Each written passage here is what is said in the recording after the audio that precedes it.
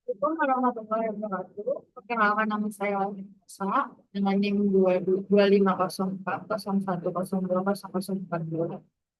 Mahasiswa Teknik Informatika. Pada kesempatan ini saya akan memaparkan tentang CRISP-DM sebagai metodologi standar dalam data mining. Selain membahas tahapannya, saya juga menjelaskan 5 konsep utama data mining serta contoh penerapannya yang dekat dengan kehidupan sehari-hari.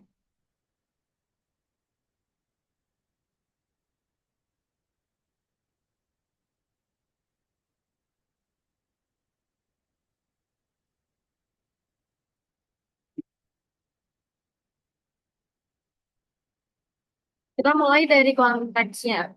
Di era digital, data berkembang sangat cepat, mulai dari data transaksi, media sosial, pendidikan, kesehatan, sampai bisnis. Data ini jumlahnya besar, tetapi nilainya baru muncul ketika kita mampu mengolahnya menjadi informasi dan insight. Nah, disinilah data mining berperan, membantu kita menemukan pola, membuat prediksi, dan mendukung keputusan berbasis data. Namun, supaya prosesnya tidak asal-asalan dan hasilnya bisa dipertanggungjawabkan, kita butuh metodologi kerja yang jelas. Salah satu yang paling umum dan banyak dipakai adalah CRISP-DM.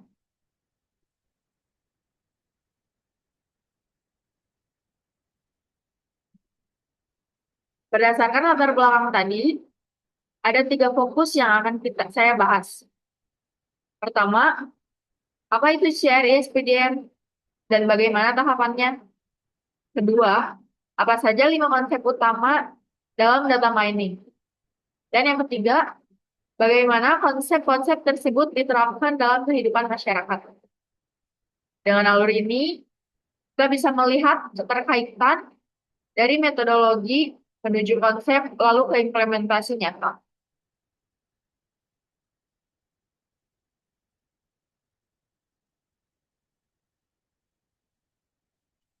CRISPDM adalah singkatan dari Cross Industry Standard Process for Data Mining.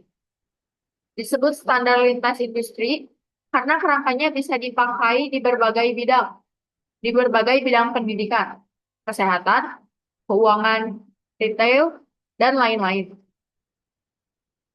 Metodologi ini dikembangkan oleh Daimler, Chrysler, SPSS, dan NCR pada akhir 1990, lalu dirilis sekitar awal 2000-an. Sampai sekarang, CRSPDM masih populer karena langkah-langkahnya rapi, terstruktur, dan mudah diadaptasi.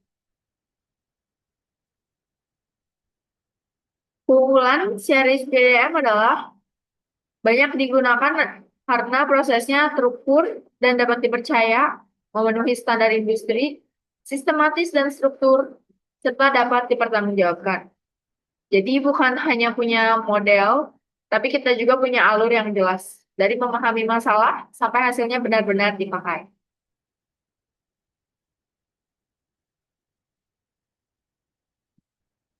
6 tahapan CRISPDM. CRISPDM terdiri dari 6 tahapan utama, yaitu yang pertama business understanding, yang kedua data understanding, ketiga data preparation, yang keempat modeling, yang kelima evaluation, dan yang keenam deployment. Tahapan ini tidak selalu lurus sekali jalan. Seringkali kita bolak-balik, misalnya setelah evaluasi ternyata belum sesuai tujuan, kita bisa kembali ke pemodelan atau bahkan ke persiapan data.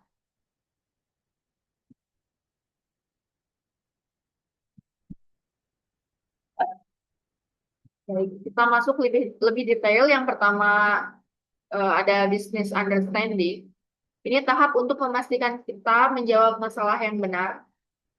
Kita menggali tujuan bisnisnya apa, kendalanya apa, lalu menerjemahkan tujuan itu menjadi tujuan data mining. termasuk rencana kerja dan jadwal. Yang kedua, ada data understanding. Setelah tahu tujuannya, kita kumpulkan data awal dan eksplorasi. Di sini kita mengecek karakteristik data, melihat pola awal, sekaligus mendeteksi problem kualitas data, seperti data kosong dan tidak konsisten atau data yang bias. Dua tahap ini krusial karena kalau dari awal salah memahami tujuan atau datanya bermasalah, model terbaik pun hasilnya tetap tidak relevan.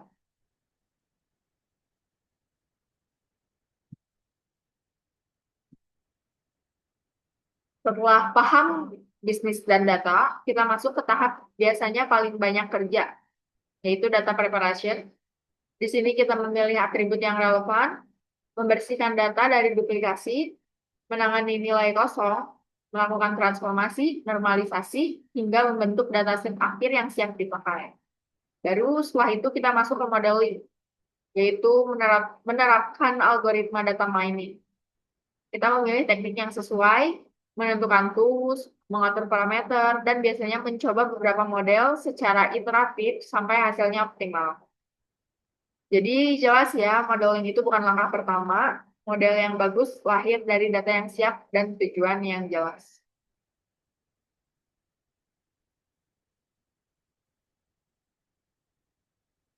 Di tahap selanjutnya terdapat evaluation. Ini tahap untuk memastikan apakah model yang dibuat sudah menjawab tujuan bisnis. Di sini kita interpretasi hasil, mengecek relevansi, dan memastikan model tidak sekedar akurat secara angka, tapi juga masuk akal dan berguna. Untuk tahap yang terakhir, ada deployment. Hasil analisis kemudian disajikan dalam bentuk yang bisa dipakai, misalnya laporan, dashboard, sistem rekomendasi, atau bahkan kebijakan. Jadi output data mining idealnya bukan berhenti di model jadi, tapi benar-benar menghasilkan keputusan atau tindakan.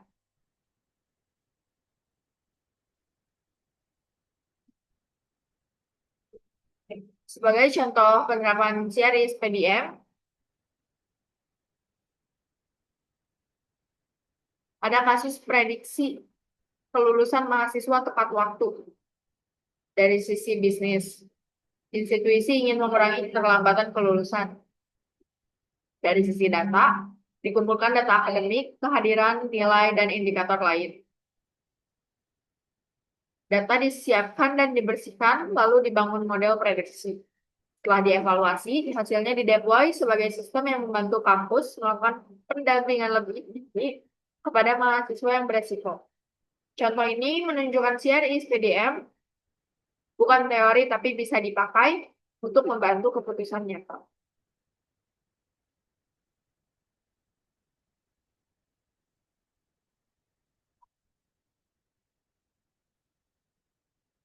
Setelah memahami metodologinya, kita masuk ke konsep utama yang sering digunakan dalam data mining, yaitu prediksi, forecasting, klasifikasi, clustering, dan asosiasi. Kelima konsep ini sering terdengar mirip, tapi sebenarnya beda tujuan dan beda output.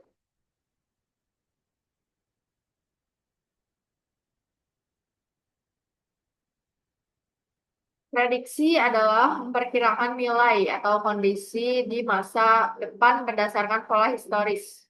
Biasanya melibatkan banyak variabel. Contohnya, memprediksi harga rumah dari lokasi, luas, jumlah kamar, dan riwayat transaksi. Atau memprediksi nilai ujian siswa dari tugas, kehadiran, dan aktivitas belajar.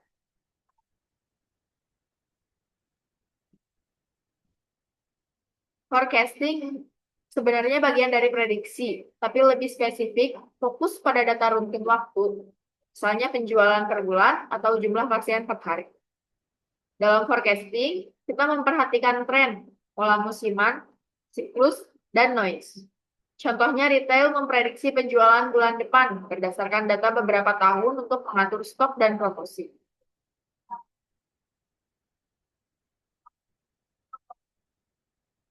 Kalau klasifikasi adalah mengelompokkan data ke kategori tertentu menggunakan data historis yang sudah punya label. Contoh yang paling dekat adalah email. Sistem belajar dari email spam yang sudah ditandai, lalu mengklasifikasikan email baru apakah spam atau tidak. Untuk clustering, kita mengelompokkan tanpa label, artinya kita mencari pengelompokan alami berdasarkan kemiripan. Contoh, segmentasi pelanggan berdasarkan perilaku belanja, atau pengelompokan wilayah berdasarkan penyebaran penyakit untuk menentukan prioritas penanganan.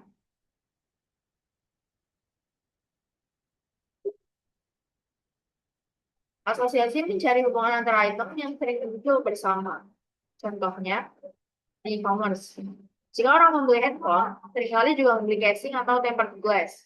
Hasil asosiasi ini dipakai untuk rekomendasi produk dari strategi cross-selling.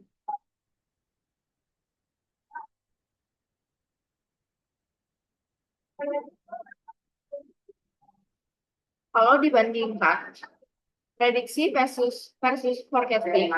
Prediksi lebih fleksibel. Forecasting khusus time series. Klasifikasi versus clustering. Klasifikasi butuh label, clustering tidak. Asosiasi fokus pada hubungan antara item transaksi. Dengan memahami perbedaan ini, kita bisa memilih metode yang tepat sesuai tujuan dan jenis data.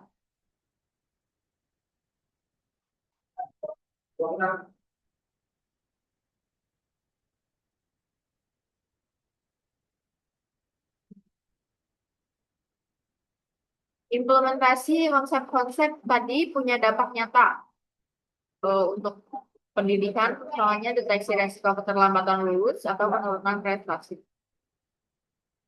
Ekonomi dan bisnis seperti peramalan permintaan produksi dan distribusi. Untuk keuangan, klasifikasi kelayakan kredit dan manajemen risiko. Untuk kesehatan, clustering wilayah rawan untuk kebijakan yang tepat. Untuk retail, asosiasi untuk rekomendasi produk dan peningkatan penjualan.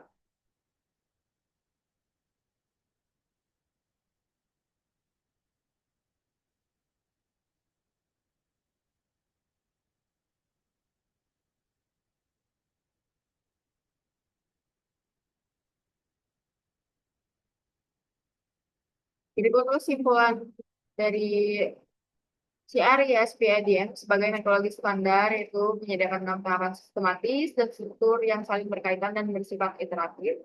Kita memungkinkan proses analisis data dilakukan secara terarah dari memahami permasalahan hingga implementasi hasil. Lalu 5 konsep utama data mining, prediksi, forecasting, klasifikasi, clustering, dan asosiasi memiliki peran penting dengan karakteristik berbeda.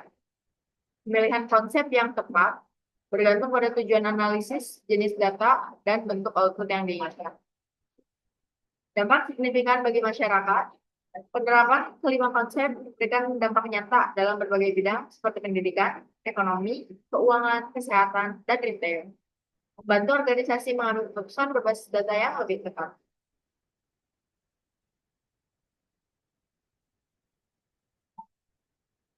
Sebagai penutup, CRS PDM membantu proses data mining berjalan sistematis dari memahami masalah hingga implementasi.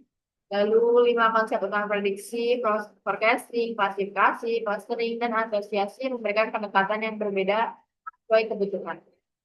Intinya, dengan metodologi yang tepat dan konsep yang sesuai, data dapat diolah menjadi insight yang berguna bagi banyak sektor kehidupan.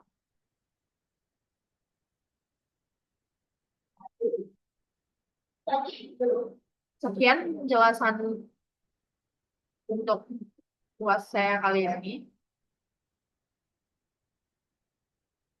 Sekian penjelasan saya mengenai CRS PDF sebagai metode standar dalam data mining. Mohon maaf apabila terdapat banyak kesalahan. Assalamualaikum warahmatullahi wabarakatuh.